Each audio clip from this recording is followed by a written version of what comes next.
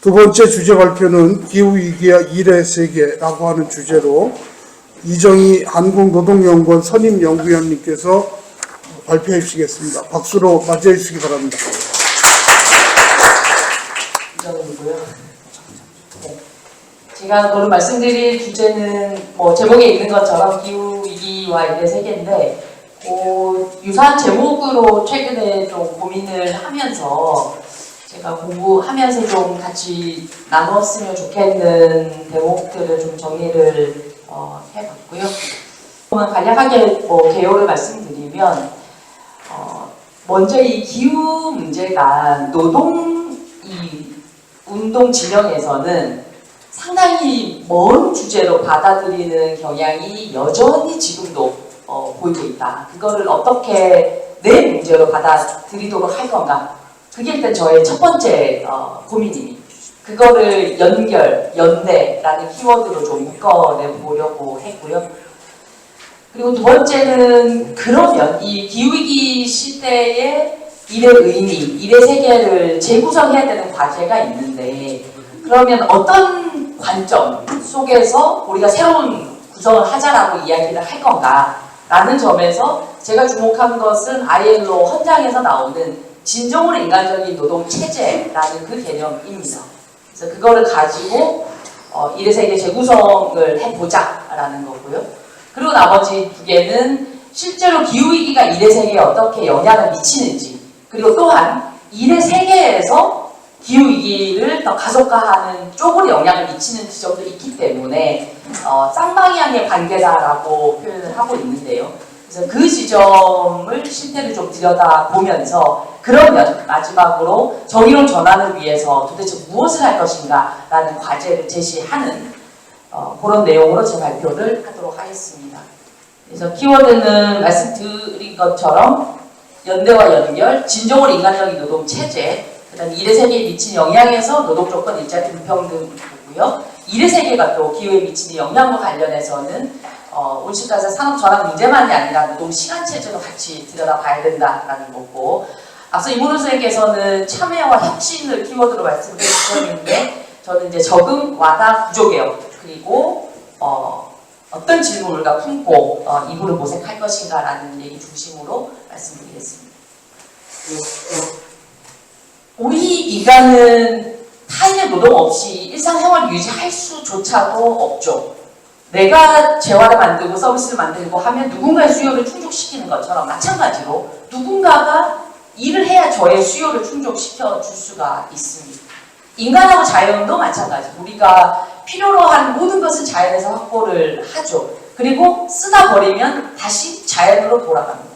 그런데 여전히 노동 진영에서는 이 기후, 자연, 생태 이런 문제는 보호해야 될 어떤 것, 나하고는 다른 어떤 객체 이렇게 받아들이는 그 역사가 굉장히 오래되어 왔었죠. 그래서 우리가 지난 여름에 폭염과 폭우 열대 속에서 다른 사람들의 노동을 많이 활용을 했죠.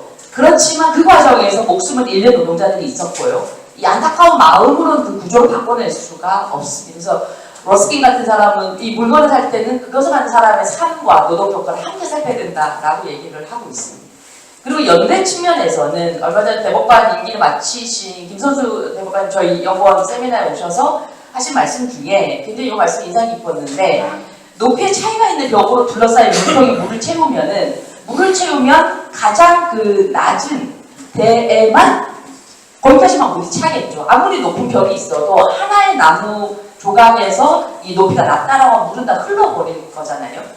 그래서 취약계층의 대우 수준도 그대로 둔 채 부유하고 강한 계층의 대우만 향상시킬 경우 결국은 물이 전체적으로 차는 게 아니라 계층 간의 격차를 더 확대시킬 거다. 그래서 불평등, 사회 불안정성 더욱 증대시킬 따름이다라고 얘기했습니다. 그래서 이 연대가 상실되면 지금 인간과 인간 간의 연대의 상실은 지금 우리가 경험하고 있잖아요. 이 전쟁, 학살, 혐오, 차별 이런 균열적 상황. 그다음에 인간과 자연의 어떤 연대가 상실이 되면 지금과 같은 생태계 붕괴화를 초래하고 있는 상황입니다. 지금 우리가 1.5도는 많이 들어보셨을 텐데 지금 이 그래프에서 보시는 것처럼 지난 1년 동안 이미 1.5도 넘어섰다라고 얘기를 합니다. 그래서 유엔 사무총장은 이미 이제 온난화는 시대도 끝났다. 오히려 보일링 하는 시대가 도래했다라고 얘기를 했고요. 근데 이 주변 분들하고 얘기를 하다 보면은 1.5도가 뭐라고? 야, 우리는 일교차가 20도가 넘어. 라고 얘기를 하는데 쉽게 체감하기 어려울 수도 있고 그렇기 때문에 이게 즉각적인 기후행동을 저해하기도 하는데 이미 증거들 차고 넘친다. 그래서 이미 우리가 2017년에 산업화 전보다 1도 이상 증가했다라는 거는 일단 과학적인 에비던스가 있는 상황인데 그 1도가 상승한 결과로 비가 높고 해수가 상승하고 해류순환의 변화가 생긴 물고기 잡히는 거 다 바뀐다 이런 거 다 경험을 하고 계신 거잖아요. 그래서 이런 것은 결국 생명 다양성 훼손, 인류 생존을 위협한다. 이미 지난 여름 우리는 충분히 경험했다. 그런데 여전히 1회 세계에서 기후를 다루면 왜 다뤄요? 라는 얘기를 저 역시 지금도 많이 듣습니다. 뭘 다뤄요? 거기서? 그래서 노동과 기후가 어디서 만날 것인가? 그래서 생태계를 위협하는 온실가스 배출을 줄이는 일. 결국 이 온실가스가 다양하게 배출되는 것은 산업 부문으로 생산하는 과정에서 그 다음에 전력을 생산하는 과정에서 나오는 온실가스가 한국에서 배출한 온실가스의 한 70% 가까이. 그래서 이런 배출을 줄이는 일이 결국은 사회 경제 체제 전반을 개혁해야 되는 그런 과제다. 그래서 인간과 자연의 연대를 구축하는 방안 가운데에서도 특히 인간과 인간의 연대를 매개하는 생산의 지점에서 노력이 중요하다. 그래서 한예가 쌤 같은 경우는 아는 문구법 있어요? 라고 물어보죠. 그래서 우리가 이런 그림들을 보면서 아우 쟤 어떡해 라고 안타까워하지만 그것이 결국 사회적 구조 변화에까지 관심이 가닿지 않는 상황을 비판을 하고 있습니다. 결국 내 문제로 받아들이는 것이 중요하다는 건데요.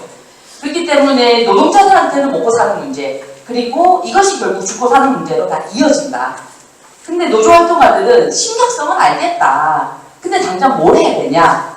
기후절미 활동가들은 노조는 자기들밖에 모르지 않나?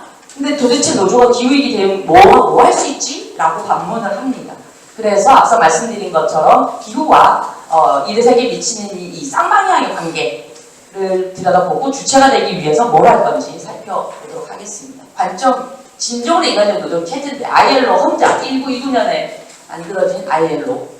그래서 한국의 사회적 토대를 위해서 가능하다라는 거고요. 어느 한 나라가 진정으로 인간적 노동체에 도입하지 않는 것은 다른 나라들이 노동자 지위 개선 노력에 장애물이 된다라고 얘기를 했습니다. 저희 이번에 박재현 박사님 같은 분이 지금 두 가지를 해석하는데 진정으로 인간적인 노동 체제라고 하면은 진정으로 인간적인 노동 체제를 말하는 것인지 아니면 이 노동을 둘러싼 그 조건이 인간적인 것을 말하는 건지 두 가지 다 볼 수 있어야 된다라는 거죠. 그래서 노동에 관해서 인간적 체제라는 건 노동의 이행 조건들, 고용, 임금, 노동 상권, 사회보장 이런 걸 얘기할 수 있을 테고 진정으로 인간적인 노동, 그래서 노동 자체가 진정으로 인간적인 것이 될 수 있도록 하는 그래서 이 비인간적인 노동을 금지한다라는 그래서 이 디지털 기후 생태 전환 속에서 노동의 의미는 이런 쌍방향의 관계성만이 아니라 시간의 재배치, 고용을 넘어서 전개되는 노동의 지평을 여는 그런 의미가 있다. 그래서 이 비슷한 개념을 사례를 가지고 쉽게 설명드릴 수 있는 게 이 루카스 플랜이라고 하는 사회적으로 유용한 노동 개념을 만들어낸 상황입니다. 요거는 여기 보면 We want socially useful work라고 되어 있죠.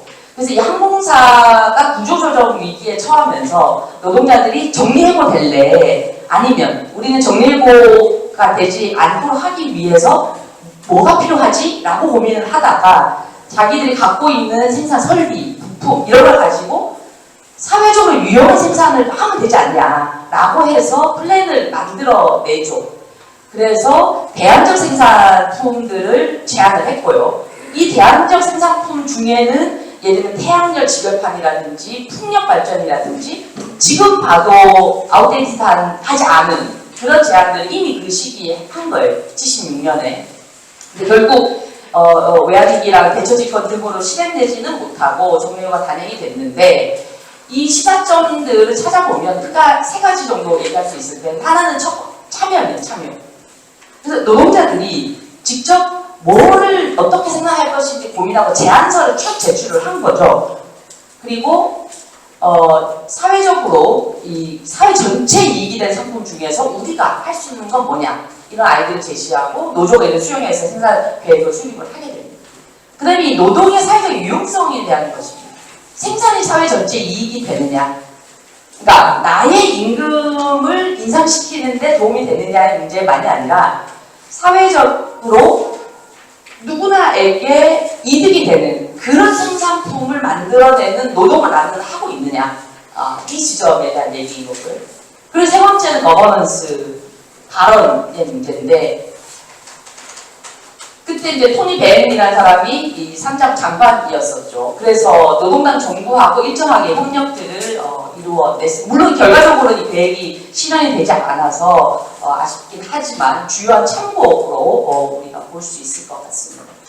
요 필라델피아 선언 말씀드리려고 하는 건데, ILO 헌장과 더불어서 44년에 채택한 필라델피아 선언이라고 불리는 ILO 목적에 관한 선언인데요. 그래서 노동은 성품이 아니다라는 그런 정어 명령과 더불어서 물질적 진보, 정신적 발전을 같은 맥락에서 이해를 합니다. 여기서 물질적 진보라고 하면은 빈곤의 위협으로부터 해방되는, 그리고 어떤 질 낮은 노동 조건, 임금 이런 데서부터 해방되는 것을 물질적 진보라고 하는데, 여기서 정신적 발전은 그 과정에 노동자가 직접 참여해서 목소리를 내서 같이 그 결정을 한다는 것입니다. 그래서 어느 하나만 존재하는 것이 아니라 결국 이 물질적 진보와 정신적 발전 동시에 추구한다는 거죠. 그러면서 결사의 자유를 근거로 제시를 했고, 노동자 대표, 사용자 대표, 정부 대표가 동등한 지위에서 공동선 증진을 위한 노력을 수행한다라고 되어 있습니다. 다시 강조하는 것은 사회 정의입니다. 한국에 당연히 이제 한국도 ILO 회원국이고 올해서부터 이제 의장국까지 이제 맡고 있는데요. 우리 법 적심도 ILO 헌장과 필라델피아 선언에서 얘기한 것과 크게 다르진 않습니다. 헌법 10조에서 보면 인간으로서의 존엄과 가치, 행복, 그리고 헌법 32조 3항을 보시면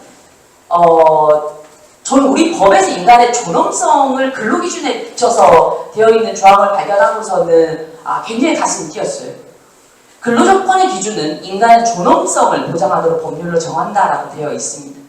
현실이 어떠냐 여부는 변론으로 하더라도 우리의 근로조건 기준은 이 법률로 정한 인간의 존엄성이 보장된 그런 기준 위에서 노사 간의 협상을 통해 가지고 상위의 그런 근로조건 기준을 설정해내는 그런 법치를 갖고 있는 나라입니다. 그래서 헌법 33조 그다음에 그 하위 법령이 노조법, 그 다음에 등기법 조항에 따라서 우리가 노사가 서로 교섭을 하고 이 집단적인 이 대등성을 구현을 해내고 있죠. 이런 논의에 기반해서 지금 현재 기후위기 미래세계를 보면 한국에서 이 기후위기 대응을 위한 미래세계 재구성 방안은 시작 단계라는 표현도 저는 이를 수 있겠다라는 생각이 들어요. 더 정확하게 말하면 석탄발전소 단계적 폐쇄나 전기차의 전환이 진행되고 있는 일부 산업 부분을 제외하면 아예 시작도 안 했다, 못했다라고 진단하는 게 저는 더 타당하다고 생각합니다. 현장에서 어떤 반응들을 많이 듣냐면 하나는 관계성을 조정하는 겁니다. 이런 얘기 진짜 많이 듣습니다. 기후 다룬다고 얘기하면 우아한 주제 다루시네요. 고귀한 거 많이 다루시죠. 라는 약간 비꼬는 듯한 얘기도 있고요. 노조가 왜? 그걸 왜 하지? 조합은 관심이 아닙니다. 라는 것에서부터 여러 개 없다. 지금 우리 현장이 얼마나 지금 예를 들면 불파 투쟁 때문에 얼마나 바쁘지 않냐. 그런 상황에서 지금 기후 얘기하는 거 한가한 소리로 들린다. 그것까지 신경 쓸 여력이 없다. 그 다음에 뭘 해야 되지? 그래서 대응 내용과 수단의 부재를 논의하는 경우도 많습니다. 엄두가 안 난다. 그리고 한편에 체념도 있습니다. 이런다고 바뀌어요? 바뀔 수 있나요? 퇴직할 때까지만 고용 유지되면 되죠? 라는 반응들도 많습니다. 이런 지체감을 어떻게 극복할 것인가의 문제가 있습니다. 그래서 램하고 여러 학자들이 여러 이제 지체감론을 이렇게 유형화를 한 건데요. 책임평가론이 있죠. 아무도 안 나섰는데 나부터 나서면 내가 손해지. 누군가 먼저 해야, 나 말고. 그 다음에 점진적인 어떤 변화, 기술이 일정하게 해결해 줄 수 있어. 그러니까 점진적으로 가도 되는 거 아니야? 이런 거고요. 한편에서는 불가해. 이걸 살짝 듣자라고 얘기하는. 그리고 한편에서는 지금 예를 들면 그러니까 난방구 같은 경우는 화석연료를 통해서 훨씬 더 이제 개발해야 되는 상황에서 온실가스 배출 규제를 하자라고 얘기를 하면은 그것에 따라서 오히려 비건축들이 더 힘들어질 거야 라고 얘기하는 여러 이제 지체 담론들이 있습니다. 이것을 어떻게 극복을 해낼까도 굉장히 큰 주제입니다. 기후위기가 일의 세계에 미치는 영향으로 들어가 볼게요. 우선 노동 조건에 대한 문제인데 이미 이제 폭염 속에서 어떤 상황들이 발생한지는 이미 지난 여름에도 우리가 굉장히 큰 사건으로도 많이 목격을 했습니다. 여기 사례로 몇 가지 말씀드린 대부분 젊은 청년들이라는 것도 문제입니다. 그래서 보호장치 이런 것도 전혀 안 돼 있었고 노동 강도가 굉장히 극심했고 특히 이 에어컨 노동자 같은 경우는 오히려 하단에서 방치가 되면서 사망에 이르게 된 상황까지 굉장히 구조적 문제를 지금 드러내고 있는 상황인데요. 그리고 조금만 자료를 보면 최근 5년 동안 온열 질환으로 해서 산재 인정된 경우가 100명이 넘고요. 그 중에 20명 가까이가 지금 사망한 것으로 확인이 됩니다. 노동부에서 폭염물이랑 온열 질환 예방 가이드 이런 걸 내놨지만 여전히 이제 물분의 휴식 많이 들어보셨죠? 여전히 권고 수준, 이걸 지키지 않는다고 해서 어떤 처벌 사건이 이러지는 않는 거고요. 그리고 건설 노동자 이런 물이나 아이스크림, 조끼 이런 정도로는 해결할 수가 없다라는 겁니다. 그리고 라이더 유니언들 같은 경우는 결국 폭염 속에서 일하다가 사망을 하게 되는 이 상황을 극복하기 위해서 작업 중지를 할 수 있도록 해야 되고, 그럼 일을 못하면 수입이 없으니 기후 실업급여를 도입하자라는 주장들을 하고 있습니다. 건설노조 조사를 보면은 실제 일터가 얼마나 안전하냐라고 여러 가지를 이렇게 물어보는데요. 쉴 때 그늘에서 쉬냐? 아니고 대부분 아무 데서나 쉰다라는 거고, 온전한 휴게실이 있다라고 한 데가 없는 경우가 절반이 넘습니다. 안전교육 받은 적도 없고, 작업중지, 별로 중단된 적도 없죠. 작업중지를 요청해도 거부당한 적도 많고요. 제가 올해 이제 화석노조 관련해서 연구를 하면서 기후 관련한 질문들을 해봤었는데요. 일단 기후위기가 심각하다, 노동조건과 안전, 건강에 굉장히 영향을 미친다라고 얘기하고, 그다음에 석유화학 같은 경우는 환경 문제가 가장 심각한 게 대기오염, 폭발, 수질 해양원고 이렇게 이제 지적을 많이 해주셨어요. 실제 노동조건은 어떻게 영향을 미치냐라고 보면 마찬가지입니다. 폭염 검사에 그대로 노출되고 탈수, 어지러움, 열사병 등등. 그 다음에 이게 장치 산업이다 보니까 사고가 생기면 자체 발열을 하는 거예요. 설비 자체가. 그럼 폭발이나 화재가 생기는 거고요. 그 다음에 태풍이 불면 시설이 안전관리가 제대로 안 돼 있으면 이렇게 낙하나 이런 걸로 때문에 오히려 이제 맞는 경우도 많이 생긴다라는 거고요. 그리고 공사금액 축소로 예컨대 비 맞춰도 상관없는 장비들은 지붕을 설치를 안 해줘서 그 작업할 때는 이제 비도 다 맞을 수밖에 없는 이런 상황들에 대한 얘기도 많이 해주셨고요. 국제사회 논의를 보면 올해 막 벌써 ILO가 그 기후변화 속에서 노동자의 건강 안전 관련한 보고서를 2편이나 냈습니다. 그래서 얼마나 심각한지는 좀 보시면 되실 텐데요. 그 중에 특히 좀 주목해야 될 것은 단순한 어떤 폭염 노출을 넘어서 여러 가지 악재가 동시다발로 다양한 위험을 초래하는 위험의 칵테일이다, 칵테일 위기다, 이제 이런 상황이 있고, 특히 이제 그 히트 앳 워크라고 해가지고 이 폭염 관련한 걸 따로 보고서를 냈는데, 이 더위는 이 조용한 살인자다라고 얘기를 하면서 특히 주목되는 거는 이 아메리카, 그 다음에 유럽, 중앙아시아 여기가 굉장히 빠르게 열 스트레스나 직업병이 굉장히 빠르게 상승하고 있는데, 결국 온대기구에 익숙한 노동자가 더위에 더 노출돼서 늘었을 수 있다라고 지적을 하고 있습니다. 그리고 폭염이 아닌 상황에서도 과도한 더위에 노출돼서 산전이 이렇게 발생하는 경우들도 많이 확인이 됩니다. 일자리에는 어떻게 영향을 미치냐? 그래서 기후위기가 노동시장에 미치는 영향은 이 그림에서 보시는 것처럼 소비자의 선호에 따라서 달리기도 하고, 그 다음에 자연 재난들 자체에 따라서 변화가 되기도 하는데, 가장 크게는 이 국내 국제적인 어떤 규제에 따라서 여러 변화가 만들어지기도 합니다. 국내적 규제만이 아니라 국제적으로도 탄소 국경 조정 제도라든지 공시라든지 공급망 실사 이런 규제들이 국제적으로 생기고 있기 때문에, 예컨대 유럽의 탄소 국경 조정 제도 같은 경우는 지금 벌써 시행을 실시했고 지금 2026년부터 본격적으로 가동이 되는데, 그러면 유럽 지역에 수출을 하려고 하면 거기에 맞는 비용을 추가적으로 더 내야 되는 그런 상황인 거죠. 그리고 일자리에 미치는 영향이 결국 전환 과정에서 어떤 피해가 불평등하게 나타난다.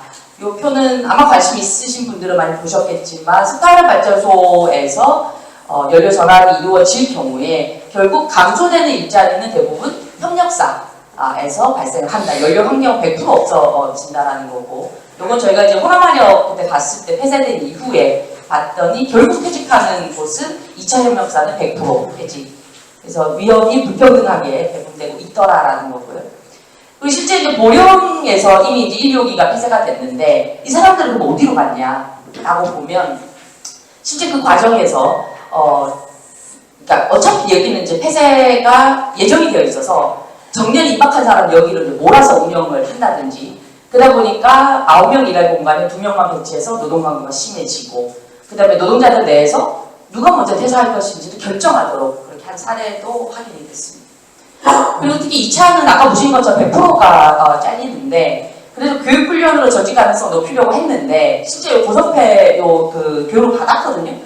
근데 가서 배울 게 없는 거예요. 그럼 내가 전기 자격증이 4개가 있는데 아주 기초적인 전기 기술을 가르치는 상황이더라는 거예요. 그리고 이 수업도 근무 시간 중에 유급으로 지원이 되는 게 아니다 보니까 갈 수도 없어요. 그러니까 20명 중 1명밖에 수료가 안 되는 거지. 실효성이 굉장히 이제 낮은 거고. 그다음에 조교육 받아도 어디 가냐, 할 데가 없다. 호소를 많이 했습니다. 제가 이번에 석유화학을 공부하면서 굉장히 좀 그 마음이 그랬던 게, 폐쇄된 발전소에서 일하시던 노동자가 있었습니다. 그래서 울산에서 환경 설비 쪽 담당을 하다가 폐쇄한다 그래가지고 강릉으로 갔다가 다시 석화로 온 거예요.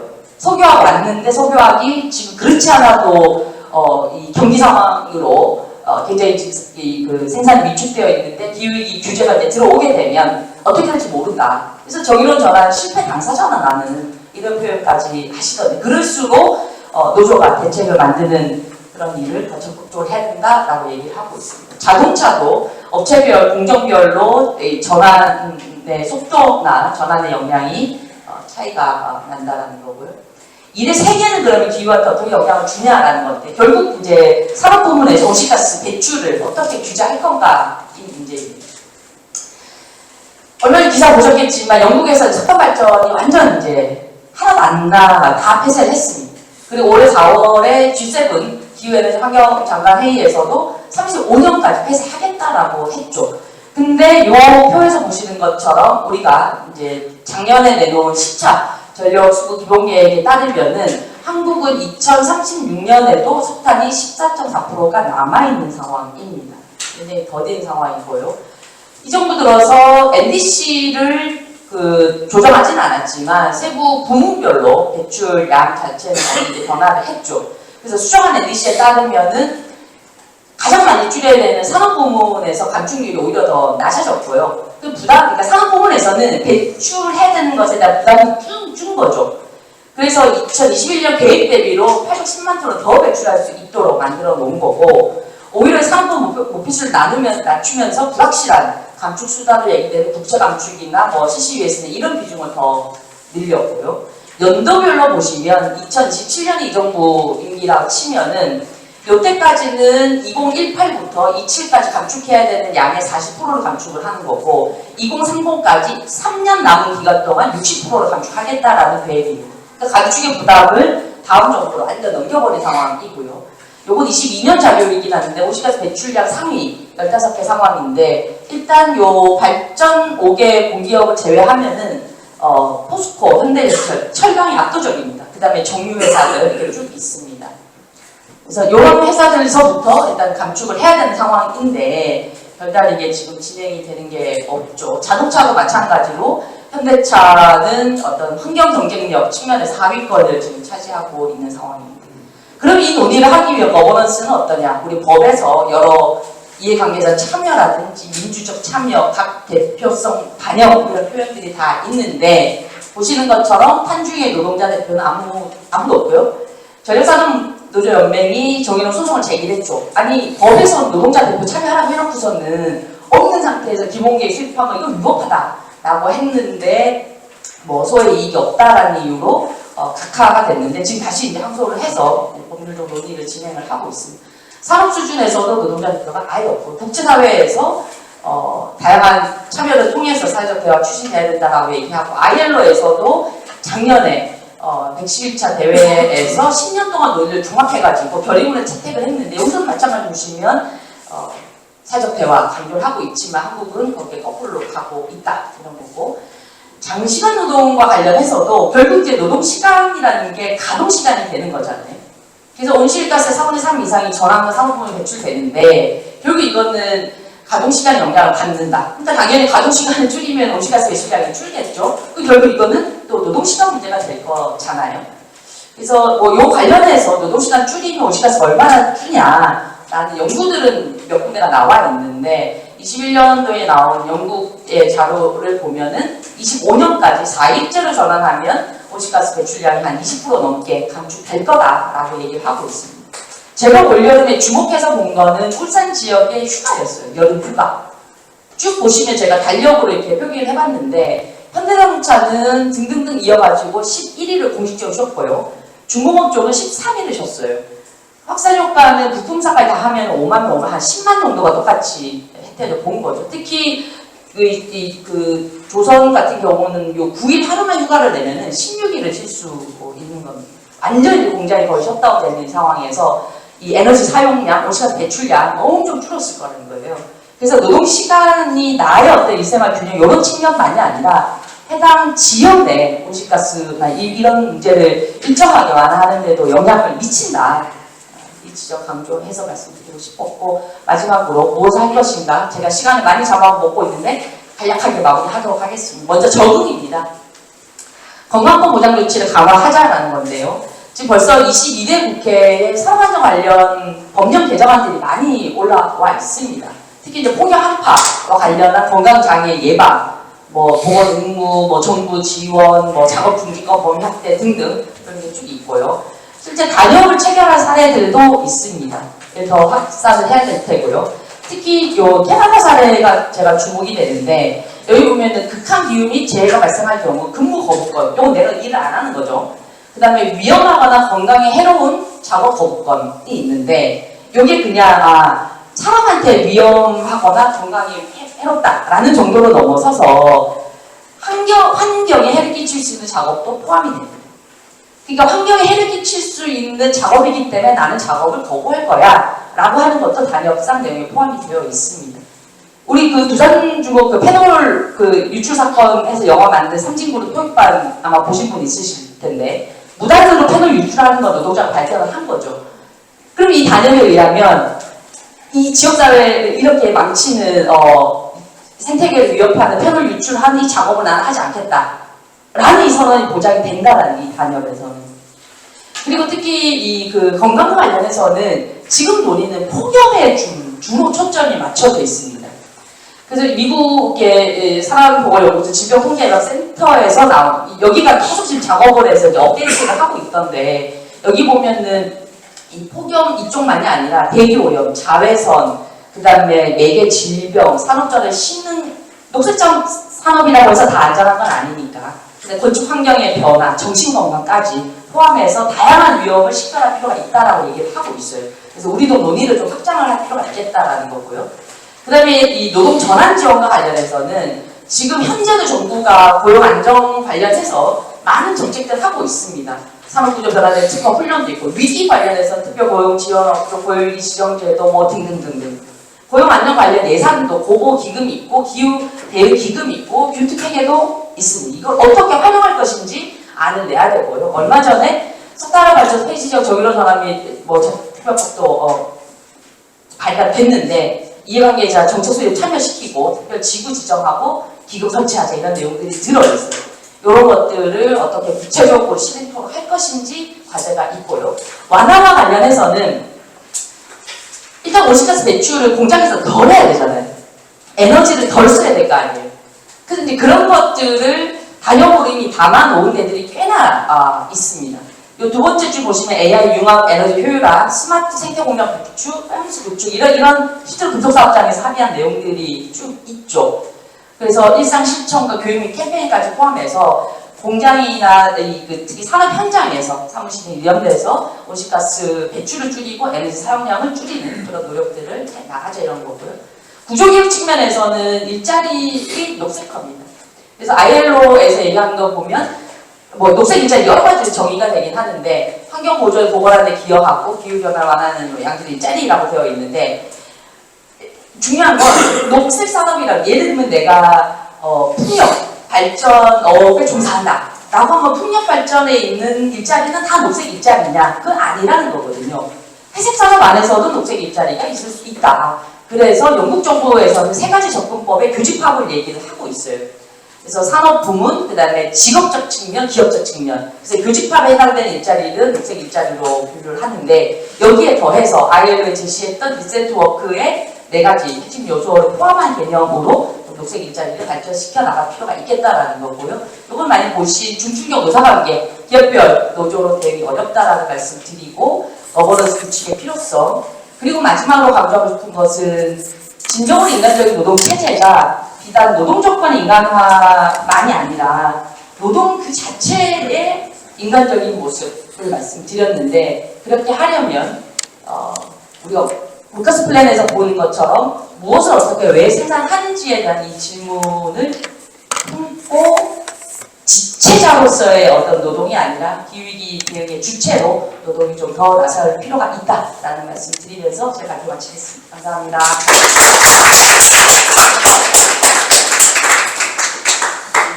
연구하신 내용들이 적지 않아갖고 25분 안에 정리하시는 게 조금 제가 빡빡하게 시간을 드리지 않았는가 생각이 듭니다. 이재희 박사님은 사실 좀 논쟁적인 부분인데 기후위기의 실체, 기후위기를 얼마만큼 느끼느냐 제가 누구랑 얘기했더니 어차피 끝장날 거 그냥 살다가 죽지 어떤 이런 극단론도 사실 존재하고 있고 또 이 부분들을 충분히 인간의 노력을 통해서 아직 변곡점은 지나지 않았다라고 하는 판단들도 있고 그래서 이런 기후위기의 실체를 어떻게 보느냐에 따라 갖고 사람들의 또는 집단들의 대응 양식들이 다른 것 같아요. 노조운동 내에서 한국사회의 시민운동 내에서 기후위기가 심각해지고 있다라고 하는 건 다 느끼고 있는데 그 위기가 어느 정도까지 와 있고 또 어떤 식으로 발전할 것인가에 대한 논의들도 같이 필요할 것 같습니다. 두 번째로는 기후위기가 일자리에 미치는 영향은 단순히 석탄 발전소나 이런 일부의 상황이 아니라 앞으로 수출 주도의 경제를 이루고 있는 우리 입장에서는 무역 장벽으로서도 지금 기후위기 문제가 규제의 문제로 등장하고 있다. 이런 부분에 대한 어떤 온실가스 규제에 대한 장치들이 없다라고 하는 부분들을 지적을 해주셨고 마지막으로 대응 방안은 적응 완화 구조 개혁이라고 하는 세 가지 틀에서 말씀을 해주셨습니다.